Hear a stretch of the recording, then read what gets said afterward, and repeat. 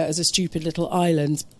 What do you make of those comments? And you're very keen on British sovereignty. Surely there has to be times at which we can say no to an American president. And also, if I could ask Sir Robin and Clive, you've defected from Labour to Reform. You've said that they've abandoned sort of British working class people. Who do you feel that the Labour Party is for now? Thank you. OK, I'll start with this. Well, to say he's no Churchill is quite an understatement, really, I would have thought. I mean, the man has dithered, he's all over the place, he's not a leader, he's a follower.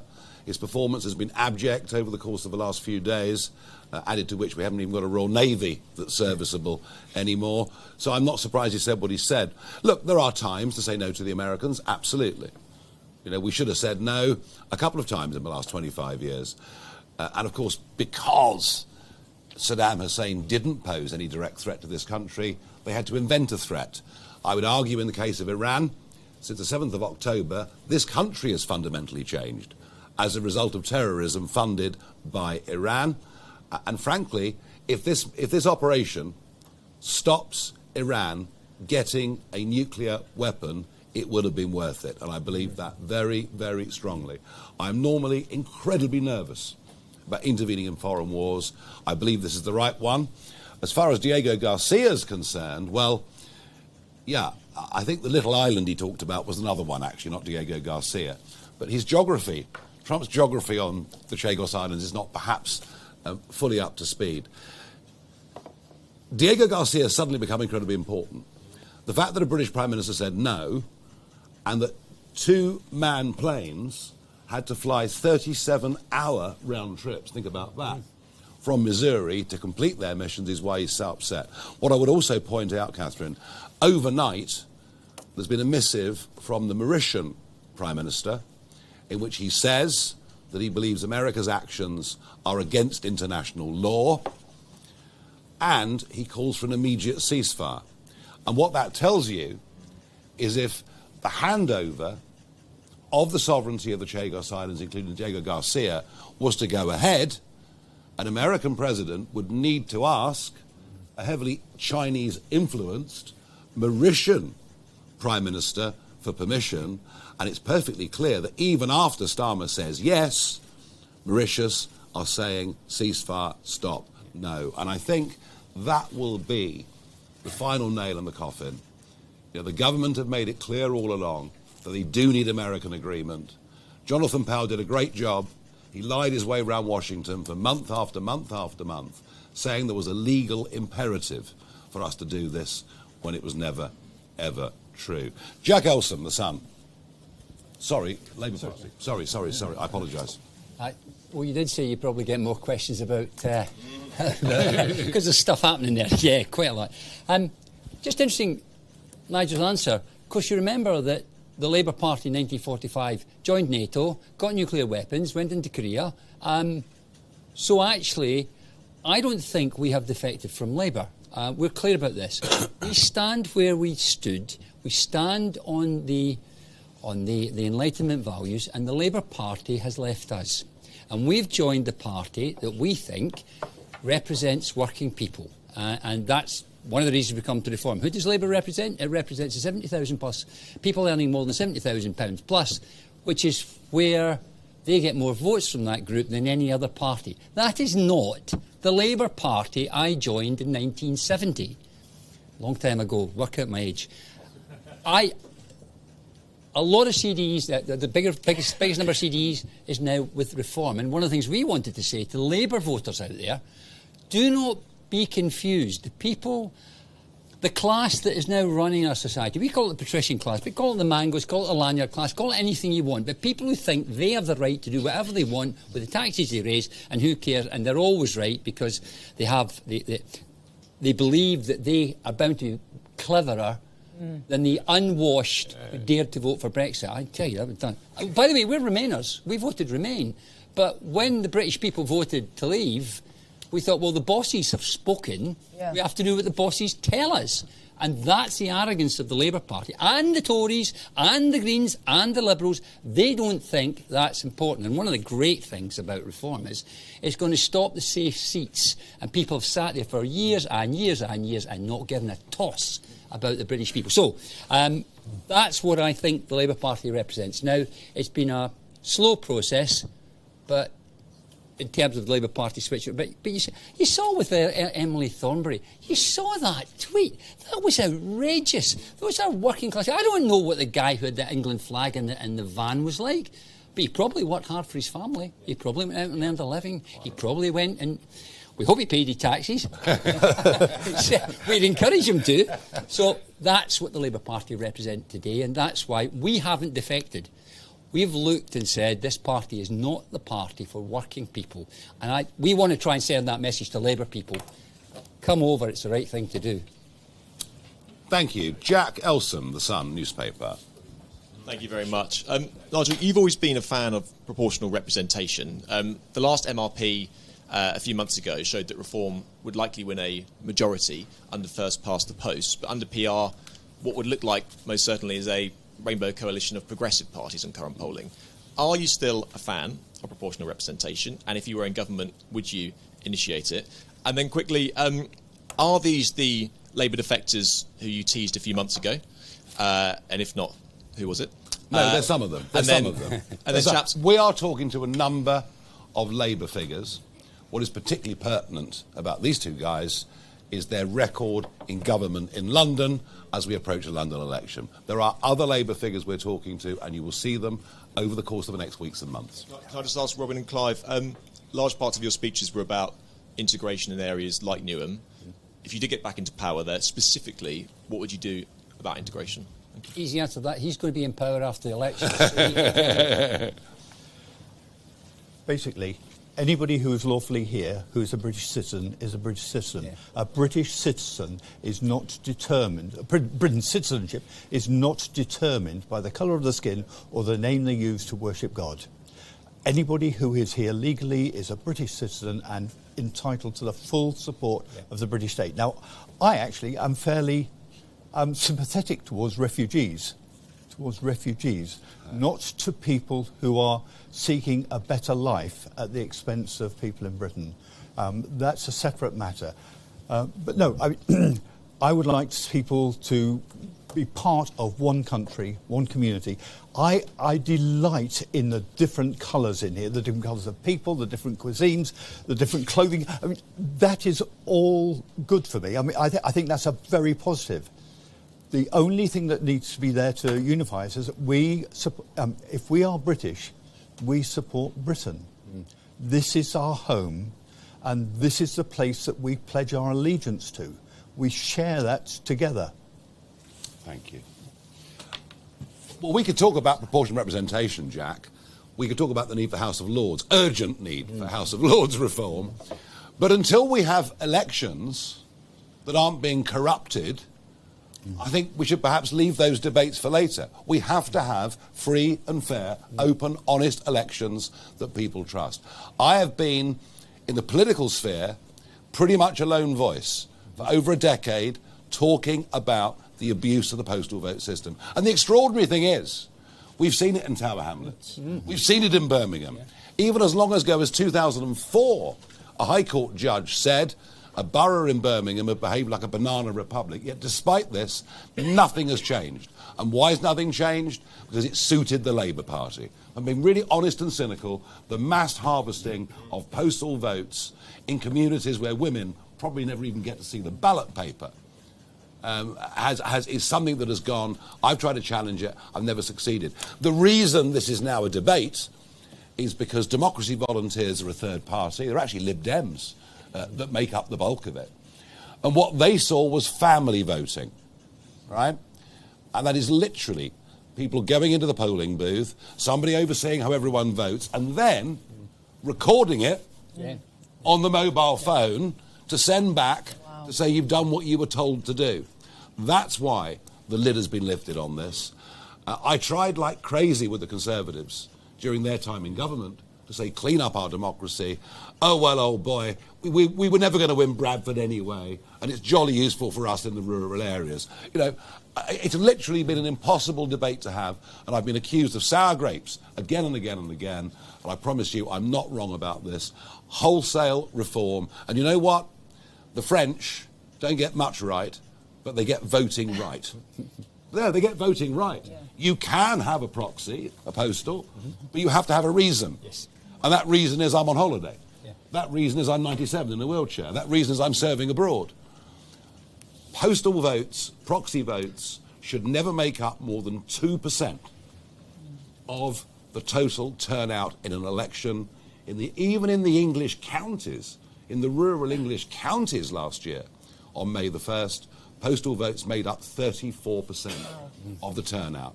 And so what is happening is elections are being determined weeks before polling day, when all the electorate don't have the same level of information. Am I committed to House of Lords reform? Yes. Do I think an element of AV plus in our system that meant significant minority views would get some representation in Westminster? Yes, I do think all of those things. But first, we have to bring back the integrity, the honesty of our electoral system. Thank you. Peter Schnettbangers from The Telegraph. Thank you, Nigel. Two questions. One, if you were in Sir Keir's shoes right now, how would you repair this special relationship? And I'll ask the second quickly. It's slightly different. In terms of family voting, do you think that there are councils or councillors in May that might not win, reform councillors, because of the practice? And I know you've spoken a lot about postal votes, but in the ballot stations themselves, or the polling stations, how would you tackle that practice, or what do you want to see change? Very easy. Make sure that councils and returning officers in polling stations obey the very specific legislation. You talked about the Charters beginning this principle, but actually there's a piece of legislation from 2023 that is absolutely explicit on this point.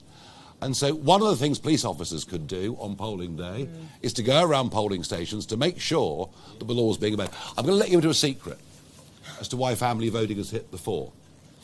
This by-election was called at very, very short notice. The postal votes were landing on mats within 6 or 7 days. The Green Party did not have time to mobilise for the postal vote, and so the postal vote came in very much in Labour's favour. It's why they were talking so bullishly to the lobby. It's why Keir Starmer went to visit. The Greens, the pro-Gaza Greens, got mobilised that little bit later, and that's where the panic was.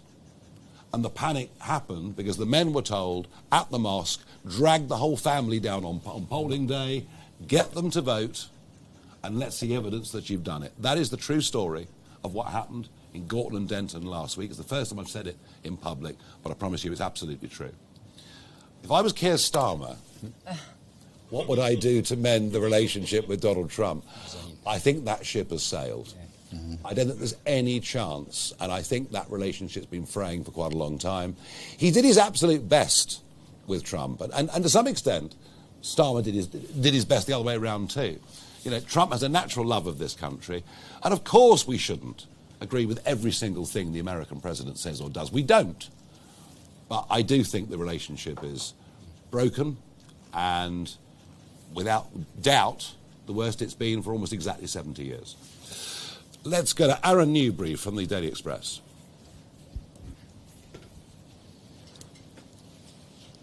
Sir Robin, you've been a Labour member since the 1970s through multiple Labour governments, including Blair, Brown and now Sir Keir Starmer, all of whom saw taxes go up, expanded the welfare state and increased immigration. Throughout all of that, you've stayed loyal, so why are you only discovering your objections now? And Mr Furness, this month, Zia Youssef said that reform would restore Britain's Christian heritage. In 2014, when David Cameron, then Prime Minister, said the same thing, you accused him of dog whistle politics and said that he was trying to assert a religious hegemony. Do you stand by that claim? Did I say that? Yeah, far. Go on, chaps. It's all Okay. over to you. Taking the question of raising taxes. I'm not against raising taxes and spending them in good things. In fact, without it, we wouldn't have the society we've got. In the very good book that Clive and I have written, and I recommend this to everybody here, available in all good bookshops and Amazon. That was a joke Clive told me. I thought, all good bookshop. We make the point about we believe that our society is better. You need to generate wealth, but Social Democrats have then got involved and said, look, we have to spend some money on some good things and do the right thing by British people. Now, I think that worked very well for a while. I think we forget with Blair that the first 5 or 6 years he spent there, he was driving up the standard of public service. And when he was putting money into health service, it was actually making a difference. They then got into a quagmire of quantifications, a nice quote from somebody, that he got too many PIs instead of focusing on a few, and that's what we say, they lost their way. We were also lucky in some respects. The Chinese were producing lots of goods at the time, producing lots of cheap goods, so there was a good time. After that, it started to go horribly wrong. And we've argued at all points in the Labour Party, don't just tax, you have to be more efficient in the services that you do. And that's what we did. And I'm happy I could sit here for the next 15 minutes and explain to you how we did the services. What you should do when a politician tells you something is don't ask them what they're going to do. Ask them how they're going to do it. You're going to stop the small boats. Explain in detail how you're going to do that and why you think that. Like telling the French, don't let people come across that you don't want to have in your country. It's incentives are what matter. So we argued that substantially in the party.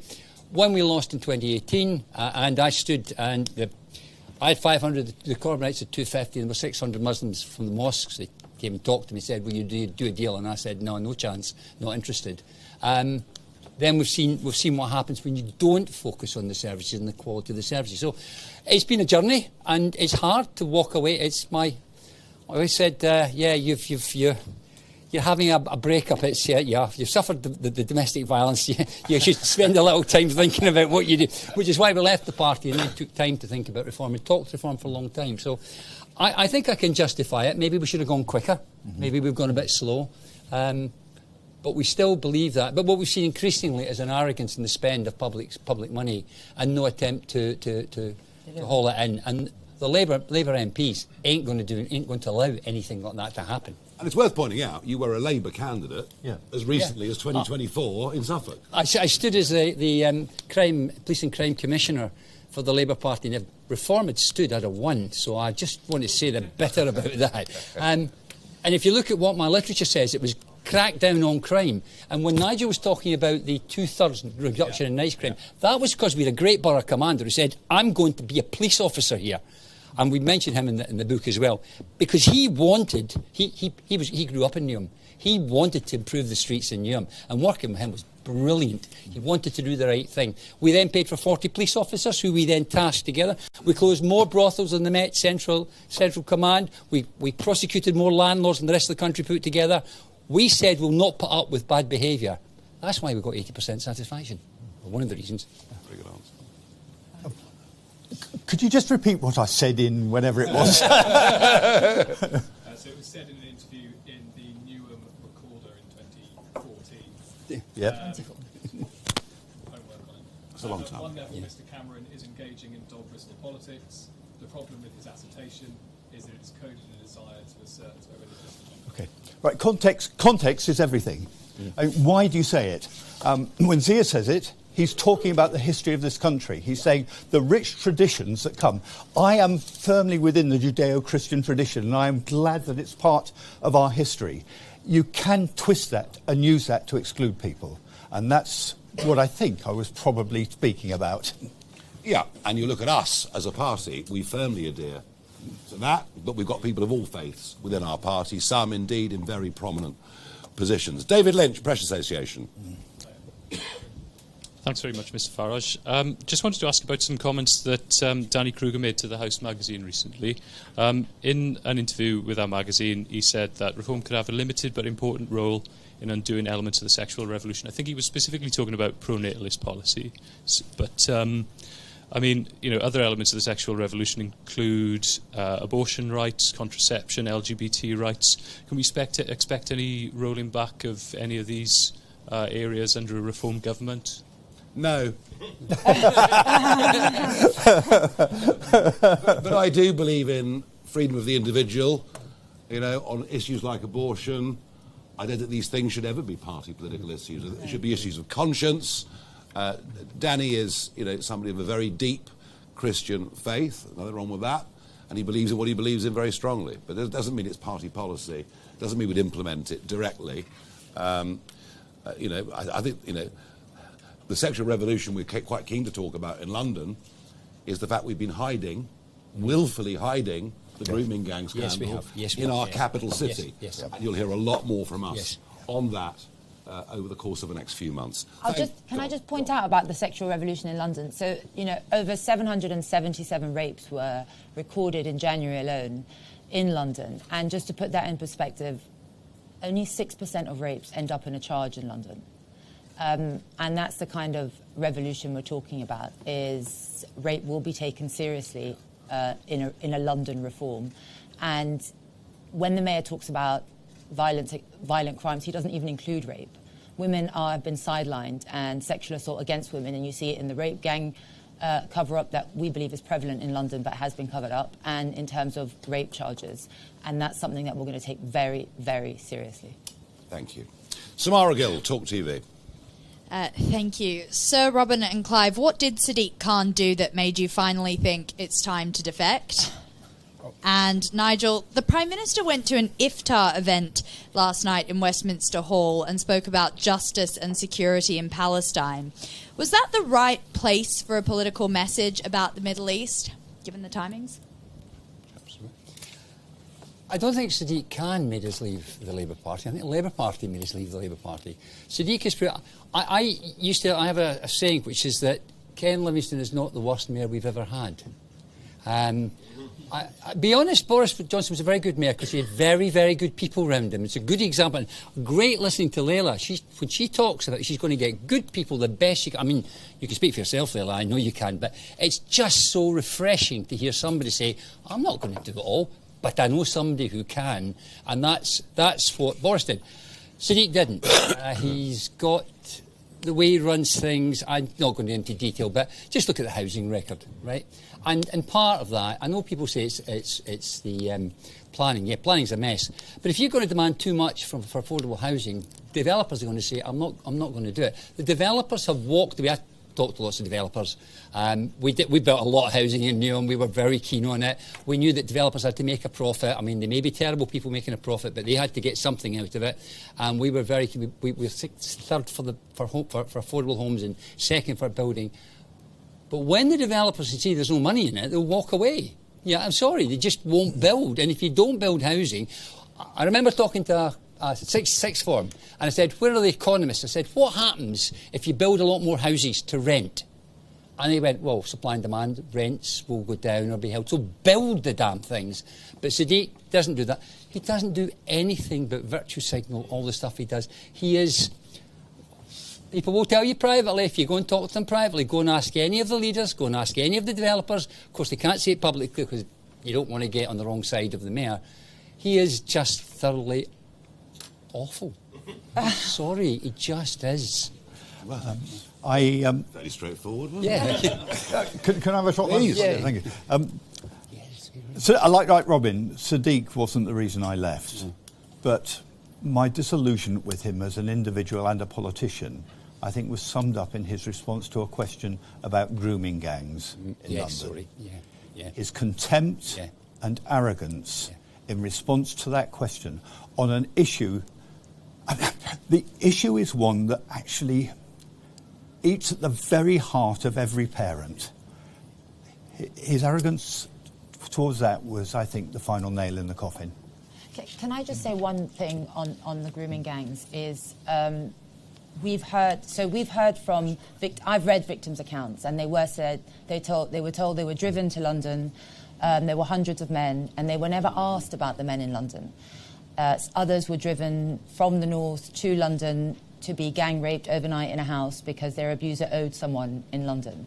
And this is across the years, and the whole time the mayor would look and answer questions, and Sir Mark Riley, and say that they didn't exist in London. And it's only after public pressure that they've said that they're going to review 9,000 cases. And we don't feel that they're going to get to the bottom of it. A friend of mine's daughter actually was very drunk in the park, and she was surprised because social services called her after and said, listen, what we're really worried about are grooming gangs in London. And my friend said, well, I was told that didn't exist in London. And she said, oh, no, they're very prevalent. So social services even are very aware that they are in London. And we do worry about this so-called inquiry because it is chaired by a Labour peer who you have to kind of assume is there to protect the Labour Party. It could have been chaired by an independent judge, but they chose not to go down that way. And we fear that justice will not be served.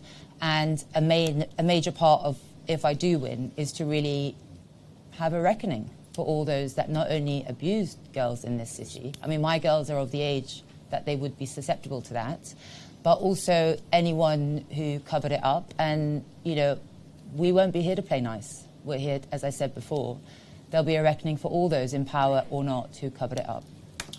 Yeah, you would have thought right at this moment in time it was somewhat inappropriate for the Prime Minister to attend an event like that last night, but it tells you everything you need to know. Whatever Shabana Mahmood says or does, and by the way, much of it I think is common sense and right in many, many ways. Yeah. I mean, I genuinely do if she's allowed to deliver it. But whatever she may say, I have little doubt that the Labour Party will go into a bidding war for the inner city vote. And it's particularly, we always say Muslim, it's not. No, yeah. It's Pakistani Kashmir. Yes. You know, that's actually, let's just, and Bangladesh too. No, but let's just call it what it is. And there's going to be a bidding war between Labour and the Greens, who can appease that group the most. And that is where our politics is going, because the Labour Party knows that on the numbers, they might have lost 4 seats at the last election, or 5 if you include Jezza. They could lose between 30 and 50 at the next election because of the density of population of those communities and the lack of integration, frankly, of those communities, but also because of the huge numbers of teenagers in those communities. You reduce the vote to 16 in some of those inner city areas, it's going to make a material difference. So I'm afraid to say that I think the concerns Labour have about this vote that they've taken for granted will now play out, with Labour moving further and further and further towards the Helensky position, if we can call it that. Can I just add to Nigel's thing? So what we've seen in London is refugees do go to the top of the housing list because they are deemed most in need, as legislation requires.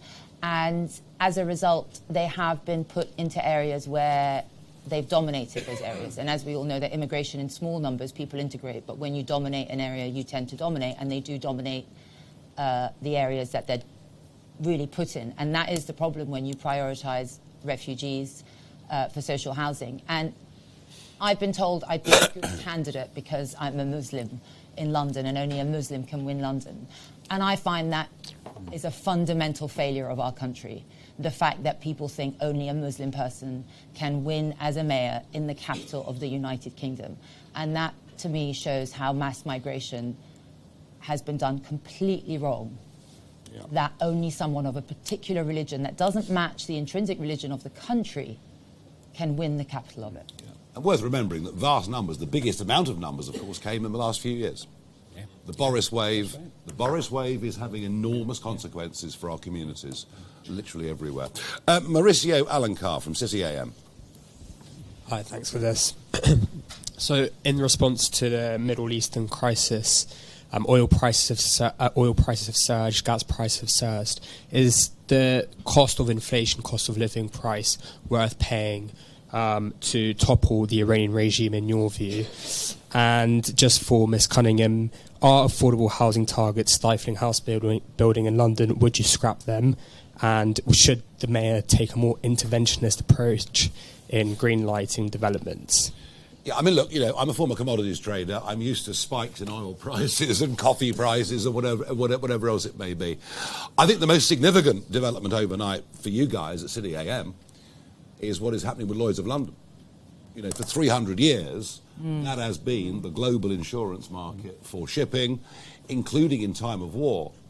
And it's slightly grey as to whether the 7 big underwriting providers whacked the prices up to levels that were simply ridiculous, or whether even some contracts got cancelled, I don't know. But what Trump has done, or Besant, I suppose, probably in a sense has done, overnight is very, very shrewd, because they're going to provide reasonably priced insurance for all shipping to go through the Straits of Hormuz, because Trump too would be terrified of an oil price that rose and sustained that rise. His biggest pitch to American voters as the midterms comes up is it's costing you $1.50 less per gallon to fill up the car with gas. So that's why they've done what they've done overnight. But for you guys, I'd love to find out. I want to read tomorrow, what is the truth? You know, has Lloyd's of London, after 300 years, shot itself in the foot or not? Yeah, I mean, we have a housing crisis in London. We have 20, 30, 40-year-olds who don't own a home, can't own a home, and potentially never will, and a state really that can't provide for it. And it is a demand and supply issue. You know, we have had mass migration into London, and not enough housing has been built, but it's also a supply issue. You know, many councils are, as Nigel said, they punish developers. You know, developers come with a product that is desperately needed, and what you have is the councils and the mayor punish them with excessive regulation, excessive demands. Like Robin said, they're in it to make money, and if they don't, they're not going to do it. And I speak to loads of developers.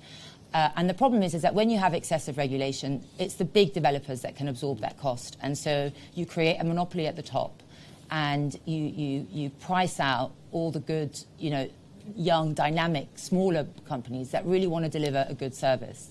And so we want to see less regulation, less punishment of developers, and more housing going up. And just on the point of the mayor, I mean, he's massively underspent on the grant he gets from the government to build, and he hasn't even reached, you know, a fraction of the target he said he would. And you know what? That's a betrayal to the young people, and I want young people in London to know that it is due to decisions made at a council and at a mayor level that they are finding it hard not only to rent but to buy a house, and that's got to change. Lucy White, Bloomberg.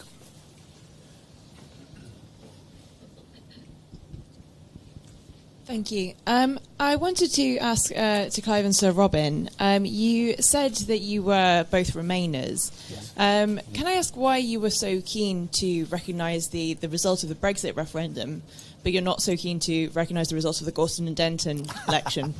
And both of you talk about working people and your admiration for Labour as you knew it, the backing that gave to working people. How does Reform's plans to repeal the Employment Rights Act sit with you, given the protection that gives to people on 0 hours contract? 0 hours contracts and fire and rehire. Okay. No, I don't understand that. I've recognised the Gorton by-election result. The result, right? Now, there were some issues there, and we have to address those issues.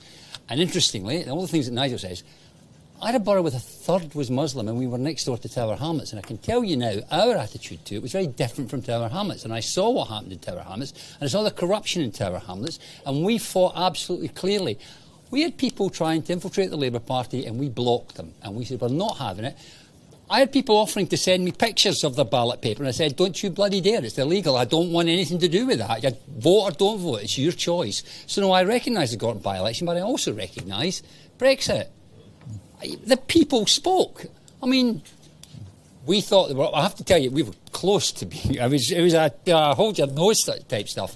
And I may have been wrong, Nigel. A bit like Boris Johnson, he wasn't sure either.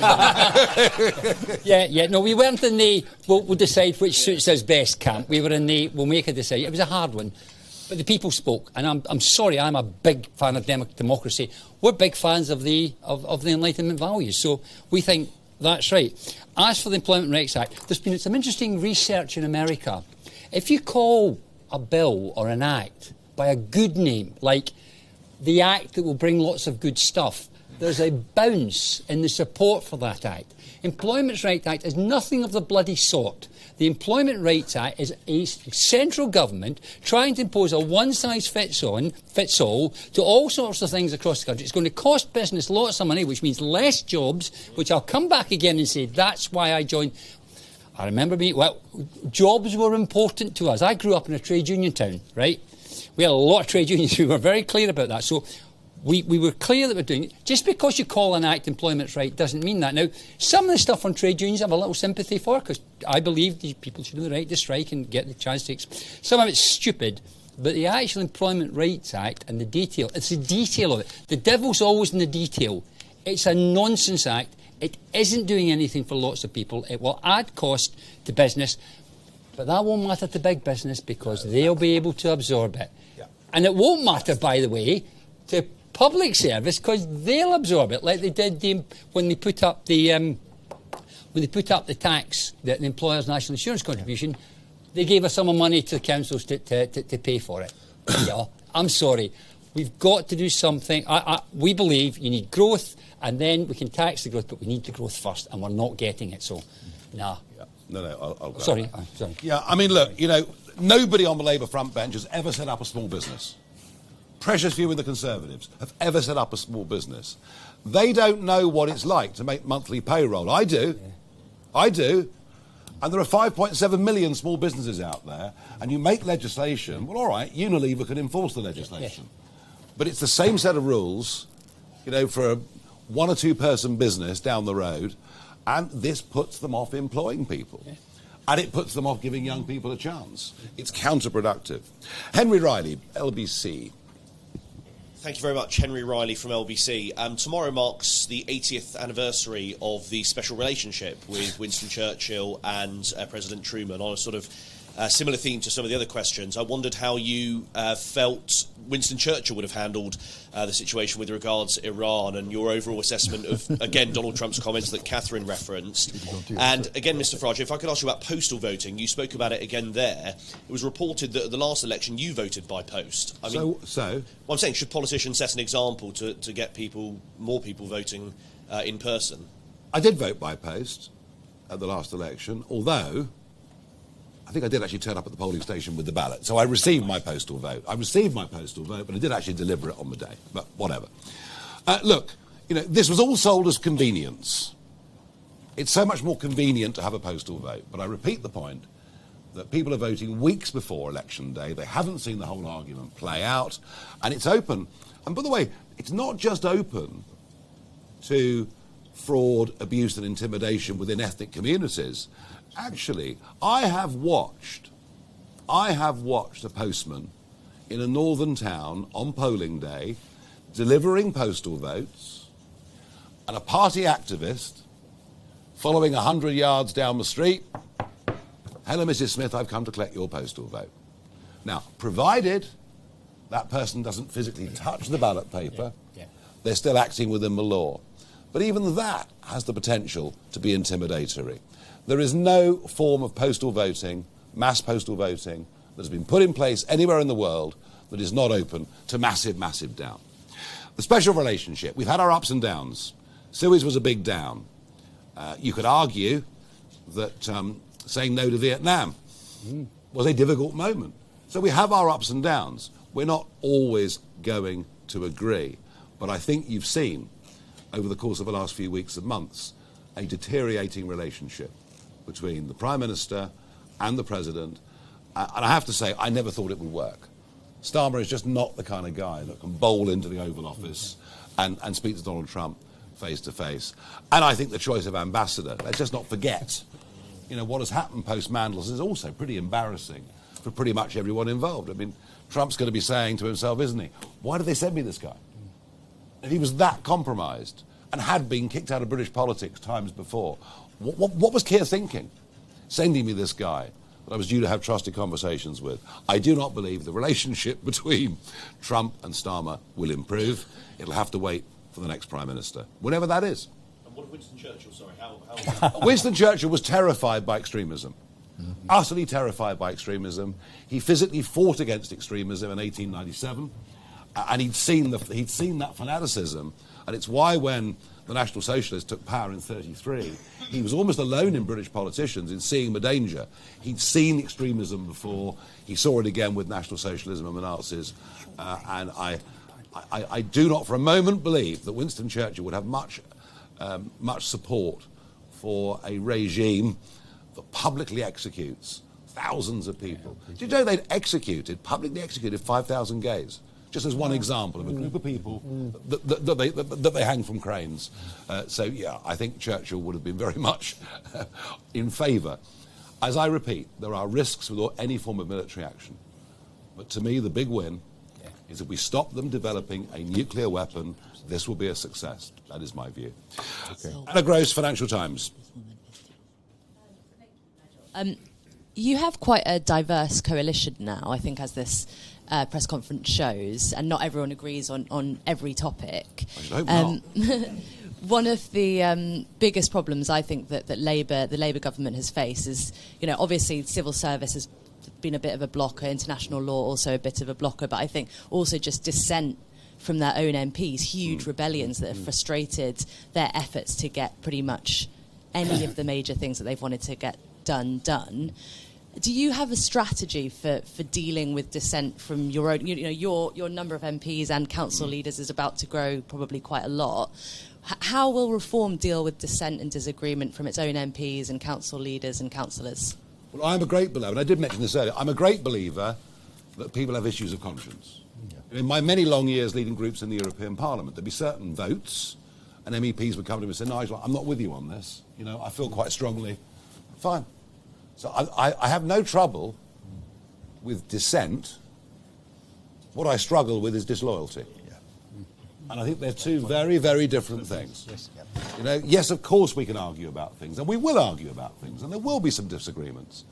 But I think what brings us together is very, very strong, and that is the genuine belief that Britain is broken, that London is broken, that we need something fundamental, not fiddling around the edges, to change things. So I think, and those really big areas, crime, community, all of those things, bring integrity of the election system. It may be a smaller one, but still very important.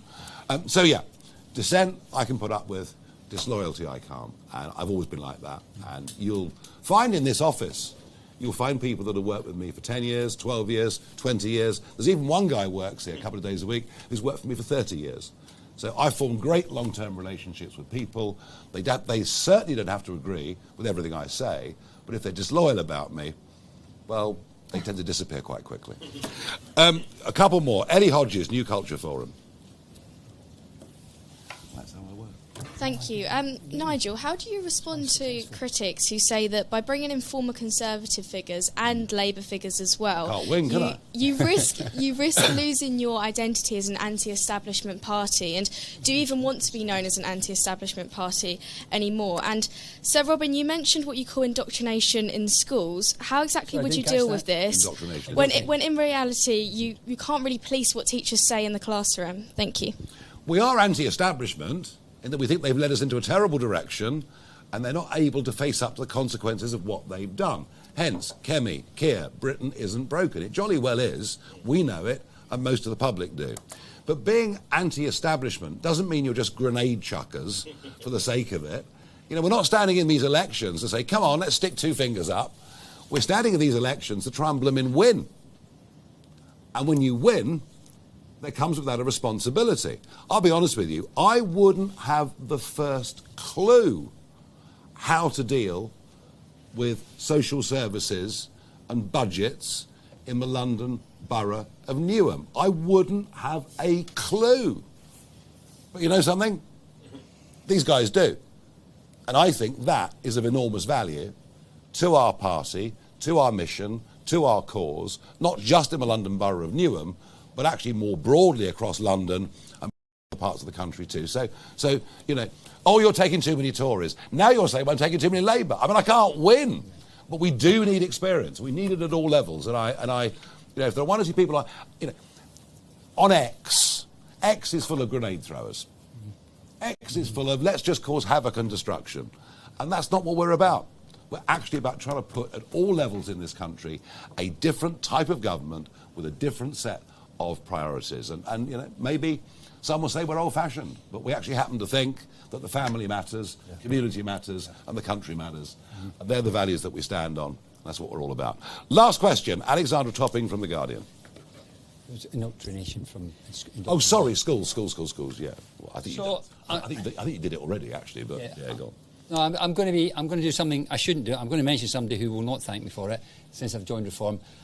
Nick Gibb did a fantastic job in schools. It was the one thing, having Cove, the one thing I'll look at the Tories and say, you did a good job there. They did it in phonics, and they wanted to teach knowledge as part of the curriculum. People need to know things, and I'm with that. When I grew up, my history teacher used to make us debate and argue. I used to like that. It was great fun, because free speech is important. That's how you get people to talk about things and explore topics. But you set that by giving them the knowledge that they can then apply.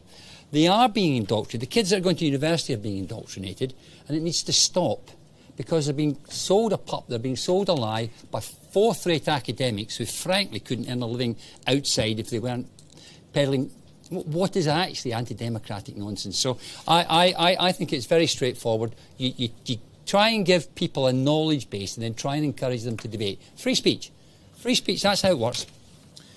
You do tend to say what you think, don't you? Sorry, Alexandra, last question.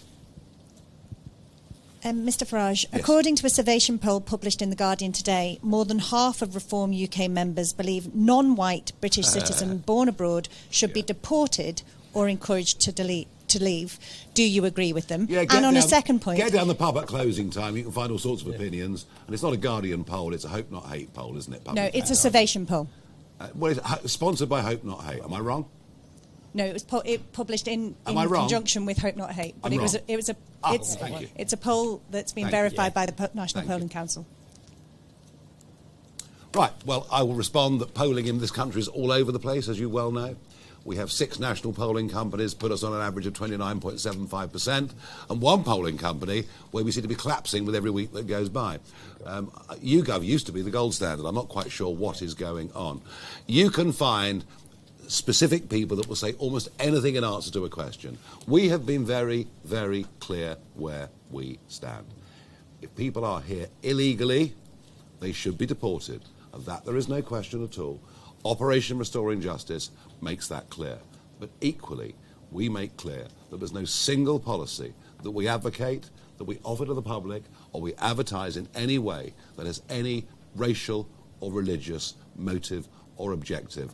Unlike, I mentioned X a moment ago, unlike many on X, who I fear right at this moment in time are taking some of this debate into a very, very dark place. We will not be going there. Thank you. Thank you very much.